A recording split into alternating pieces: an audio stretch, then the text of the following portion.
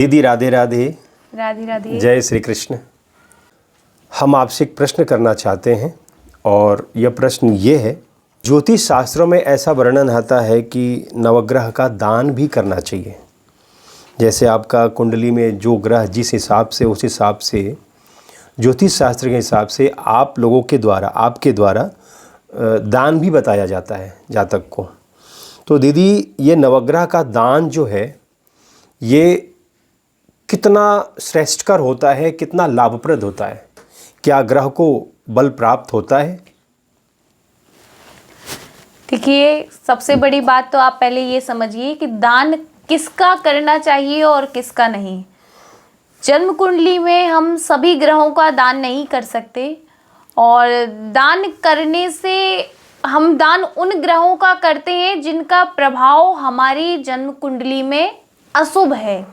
क्योंकि जो चीज़ हमारी कुंडली में अशुभ प्रभाव देती है, हम उसे अपने से दूर करते हैं ताकि ये थोड़ा कमज़ोर हो और इनका प्रभाव हमारे जीवन में थोड़ा कम हो।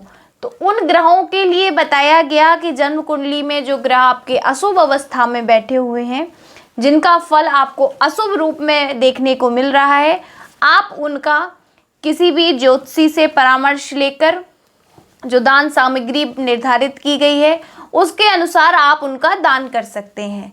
लेकिन आपने कहा कि दान कितना कारगर है, तो देखिए, प्रभाव तो इसका मिलता है, लेकिन जो ग्रहों की जो अवस्था है कि आपको कौन सा ग्रह दान के बाद क्या फल देगा, और दान के साथ दूसरी चीज़ जो ग्रहों के लिए बताई गई वो जाप बताई गई। दान से ग्रहों की शक्ति थोड़ी कम कुंडली में देखने को मिलती है कि उनको थोड़ा ध्यान हमारी कुंडली से उनका आप कह सकते हैं कि हट चुका है। और अगर आप किसी ग्रह को अपने लिए अनुकूल करना चाहते हैं, अपने हिसाब से आप चाहते हैं कि यह हमें अच्छा फल दें, तो उनके लिए है कि आप किसी ब्राह्मण से संकल्प सहित आप उनका जाप करा सकते हैं। ग्रहों के जाप भी ज्योतिष शास्त्र में निर्धारित किए हुए हैं, किस ग्रह का किस मंत्र से कितना जप करना चाहिए। तो वह जो विधि है, उस विधि के साथ अगर आप उनका जप करते हैं या करवाते हैं किसी ब्राह्मण के द्वारा, तो उसका आपके जीवन में बहुत बड़ा प्रभाव देखने को मिलता है। दीदी, जैसे नवग्रह का आपने दान के ऊपर बहुत ही सुंदर आपने समझाने का कोशिश किया और समझाया भी बहुत सुंदर और सरल। दीदी, ये दान लेने का अधिकार किसको होता है?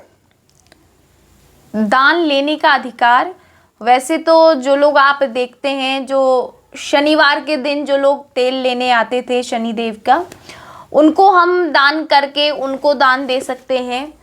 लेकिन आज के समय में ये चीज़ें देखने को कम हो गई हैं, लोग कम मिलते हैं। तो सबसे अच्छा बताया गया है कि आप किसी मंदिर में चुपचाप जाकर वहाँ रख आएँ। शंकर जी के मंदिर में अगर रख के आएंगे तो भगवान शिव ऐसे हैं जो सब स्वीकार कर लेते हैं। तो हम भगवान शंकर के मंदिर में दान करके रख के आ सकते हैं चुपचाप। बस आपका ये है कि किसी का रोक टोक देख ना हो, इस प्रकार से कर सकते हैं। दीदी, बहुत बहुत आपका आभार, साधुवाद कि आपने हम सभी के लिए इतना सुंदर सरल तरीके से आपने समझाया कि नवग्रह का दान कैसे करना चाहिए और किसे करना चाहिए। दीदी, इसके लिए आपको सादर प्रणाम।